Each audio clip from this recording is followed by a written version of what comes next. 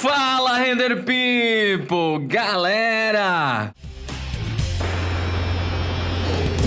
Vamos lá, gente! É sobre um tema importante, tá? Que muita gente me mandou e falou, cara, eu tenho muito medo das coisas darem errado. Eu tenho muito medo do mercado estar saturado. Eu tenho muito medo de não conseguir. Eu não sei o que eu faço. Se eu contrato alguém para me ajudar ou se eu vou procurar um trabalho num estúdio, eu tenho medo. E aí, quem aqui já se viu numa situação profissional em que fica meio assustado, não sabe se vai dar certo, se não vai, se é o movimento certo de se fazer? O que eu posso te dizer é o seguinte, tá? A gente tem medo do que a gente não conhece, isso é óbvio. Às vezes a gente não tem assim aquela vez que tu tá em casa sozinho à noite, daí dá um barulho estranho que tu não sabe que barulho é aquele, tu até fica com medo, mesmo sem ter motivo nenhum pra não ter medo. A galera tem medo do que não conhece, tá? Se eu visse um ET na minha frente, meu Deus, eu não sei o que eu faria, eu acho que eu chutava a cabeça do bicho. Tadinho, às vezes o cara só veio em paz, mas é porque a gente tem tanto medo que a gente quer chutar, né? Então cuidado, não chutem muitas coisas por aí, controle seu medo.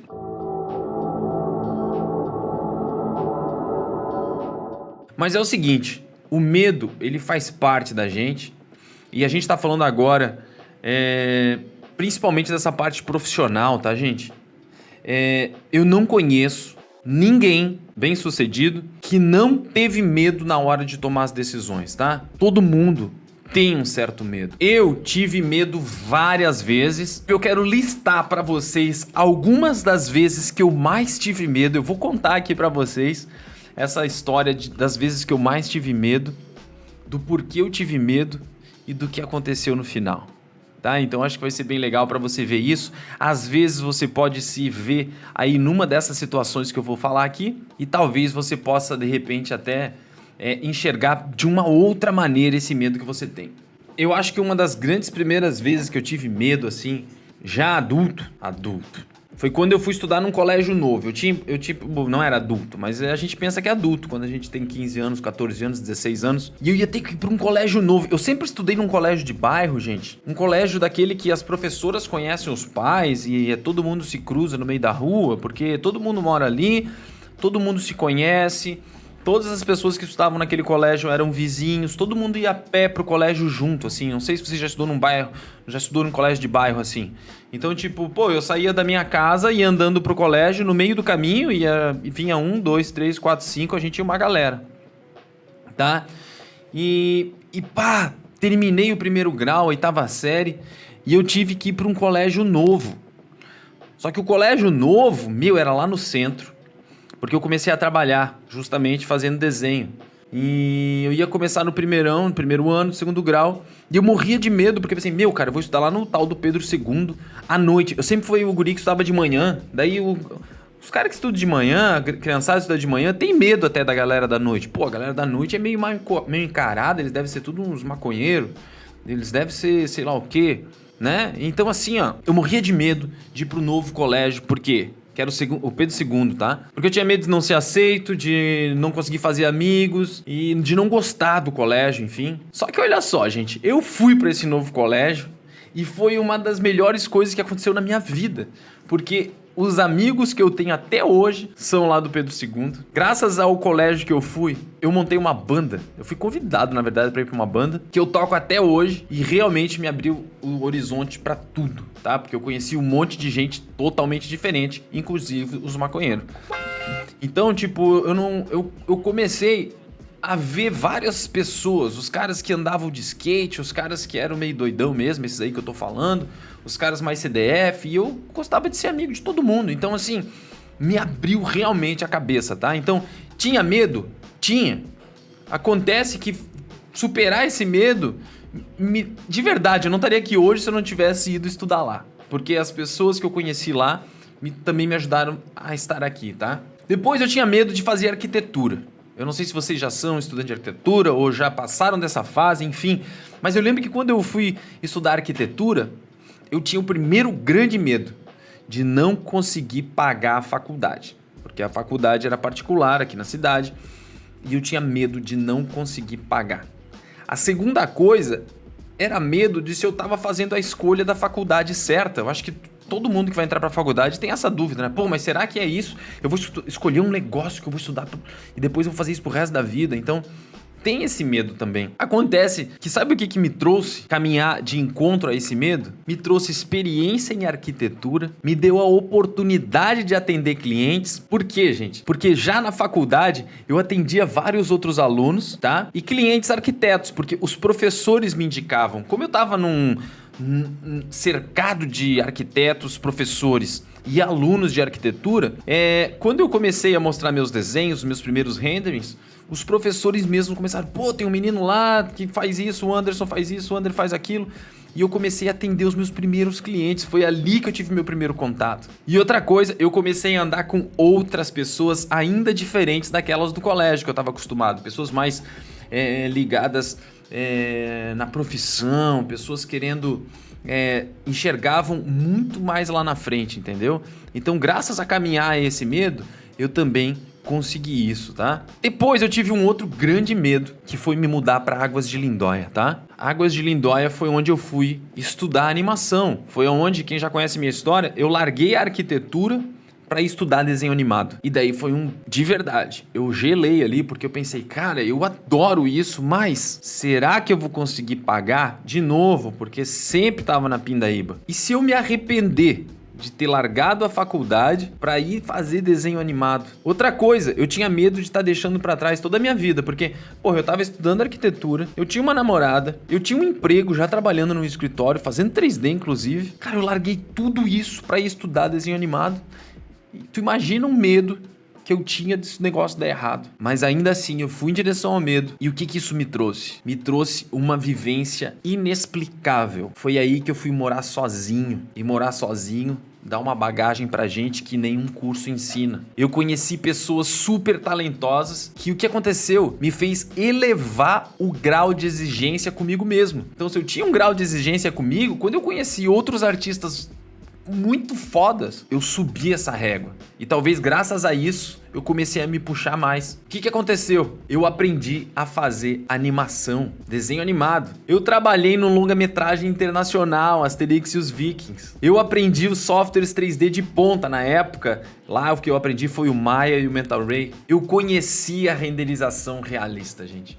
Então, de verdade, eu lembro que na época, pra ir pra lá, muita gente falou que eu era maluco da cabeça e eu tive medo. Mas se eu tivesse só pensado, focado no medo, eu não teria ido, né? Mas eu fui e olha a quantidade de coisas que aconteceu. Então lá eu tava trabalhando num estúdio que pegava trabalhos internacionais como Asterix e os Vikings. E o que aconteceu quando eu terminei o curso lá? Eu voltei pra Blumenau. Mas pra voltar pra Blumenau, eu tava com medo de abandonar a animação, de medo de não conseguir o emprego com animação aqui em Blumenau, porque realmente não tinha, e medo de novo de não ter dinheiro, porque eu tava largando o emprego lá de novo. Mas o que me trouxe quando eu cheguei em Blumenau? Eu aprendi a migrar pro 3D Studio Max e pro V-Ray.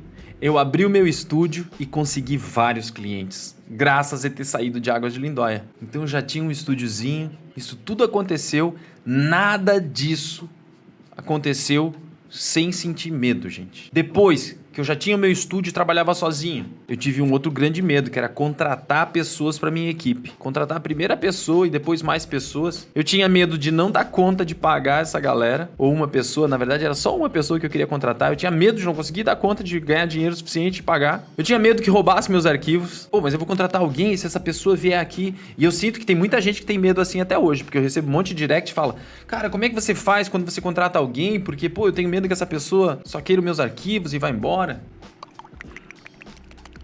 Então esse medo eu também tive. Poxa, vou contratar alguém para minha equipe. E se eu não der conta de pagar essa pessoa? E se, como eu falei aqui, roubar meus arquivos? Ou outro medo. E se essa pessoa aprender, vazar e se tornar meu concorrente? São todos medos reais, medos que pode acontecer e que eu tinha de verdade. Mas ainda assim, eu contratei outras pessoas. E o que isso me deu? A capacidade de dobrar, triplicar, na verdade, de exponenciar o número de clientes que eu atendia. Eu aprendi a treinar as pessoas, que até então eu não sabia. Eu só comecei a aprender a dar aula quando eu tinha uma equipe, que eu tive que treinar ela. Então eu aprendi a treinar. Eu conheci pessoas incríveis que são meus amigos até hoje. Começaram trabalhando comigo e eu alavanquei os meus lucros, tá? Definitivamente, trabalhar sozinho dá pra ganhar muito bem, se você for muito bom e eficiente. Agora, quando você tem mais pessoas boas e eficientes trabalhando pra você, onde você assume o risco, já vou falar sobre isso, e quando alguém trabalha pra você, essa pessoa tá segura, né? Ela vai receber o salário dela ali no final do mês, a participação dela, não tem que correr atrás de cliente, tá tudo certo. Tem que fazer o trabalho. Você tá assumindo, além do seu risco, você tá assumindo o risco seu e de mais outra pessoa, porque agora você vai ter que correr atrás para conseguir trabalho para essa pessoa e dar conta de pagar ela no final do mês. Então, quando você deixa de assumir um risco e ganha assume 2 riscos, você também tem a chance de ganhar 2 vezes mais. Então, quando você assume 3, 4, 5, 6 pessoas, você está assumindo 6 vezes mais risco, mas você também assume ou tem a possibilidade de ganhar 6 vezes mais. Então, isso chama alavancar no seu projeto, no seu trabalho, na sua empresa. Isso só é possível se você tiver uma equipe maior ou alguma coisa que faça o serviço mais vezes além de você, tipo uma máquina, tipo alguma coisa nesse sentido, né? E daí, beleza, eu tinha o meu estúdio todo funcionando, já tinha dezenas de artistas trabalhando aqui pra mim, atendendo as maiores construtoras do país, e daí eu inventei de começar a dar aula de 3D. E daí surgem alguns medos, né? Pô, vou estar criando concorrência pra mim. E se não der certo, eu fizer papel de ridículo? Porque até então já era bem sucedido, assim, dentro da minha área, da minha cidade, fazendo o que eu faço, na minha região. Beleza. Pô, daí agora eu vou inventar uma outra coisa nova. E se eu falhar nessa coisa nova? Pô, eu já tô num status de que, tipo... E eu não tô falando de mim, tô falando de qualquer um que às vezes pode se sentir assim, pô, já tô pô, se eu fizer, eu vou passar vergonha, bicho. Então quando eu comecei a dar aula, criar concorrência, não dá certo. E se meu estúdio quebrar porque eu tô dedicando parte do meu tempo a fazer outra coisa? É um medo real. Só que eu enfrentei esse medo, o que me deu? Eu tô deixando cada vez o mercado mais forte. Isso é bom, inclusive, pro meu estúdio. Cada vez eu tenho mais gente treinada e foda fazendo parte da minha equipe. A minha equipe tá cada vez mais independente e ficando melhor. Eu tô mudando a minha vida e a vida de muita gente que me manda diariamente mensagens, tá? E isso não tem preço, gente. Por isso, eu gosto de falar o seguinte: provavelmente, do que você tem medo é onde você precisa melhorar. Provavelmente, o que você mais teme é o que você precisa trabalhar, tá? Então é o seguinte, eu me pergunto sempre, qual é o próximo medo que eu preciso enfrentar? Porque é provavelmente lá que o meu crescimento tá. E eu queria que você se perguntasse essa coisa. Qual é o próximo medo que você precisa enfrentar? Porque é o seguinte, duas coisas não combinam. Segurança e extraordinário. Isso não caminha lado a lado, tá? Quando a pessoa procura a estabilidade, a segurança, e tá tudo certo querer isso, mas consequentemente os ganhos vão ser medíocres porque é médio, tipo, vai ser igual a todo mundo. Se faz igual a todo mundo, você vai ganhar igual a todo mundo. Você vai fazer igual a todo mundo, você vai conquistar as coisas que todo mundo conquista. Isso, se não der alguma coisa errada e você conquistar muito menos. Então é o seguinte, no contrário, como é que funciona? Quanto mais você se arrisca, mais você tem chance de ganhar. Quanto mais você se arrisca, mais longe você pode voar. Mas tenho que te contar também que quanto mais você se arrisca, maior pode ser o tombo. Então tem que ver o quanto você está disposto a ganhar ou a perder. E daí eu te pergunto, como medir até onde você pode ir, até onde você pode apostar nesses seus medos? E eu vou te dizer que eu faço um exercício que eu chamo exercício da roleta russa. Sabe como é que é o exercício da roleta russa? Sabe o que é uma roleta russa? Sabe o que é roleta russa? Tá escrevendo aqui, ó, roleta russa. Pra não falar merda. É isso mesmo. A roleta russa é quando pega uma arma e vai 6 cartuchos, né?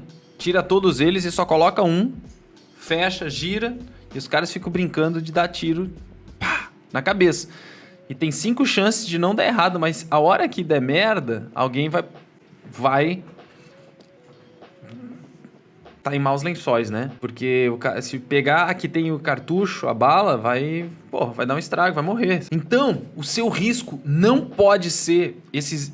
Eu gosto de fazer esse exercício da roleta russa.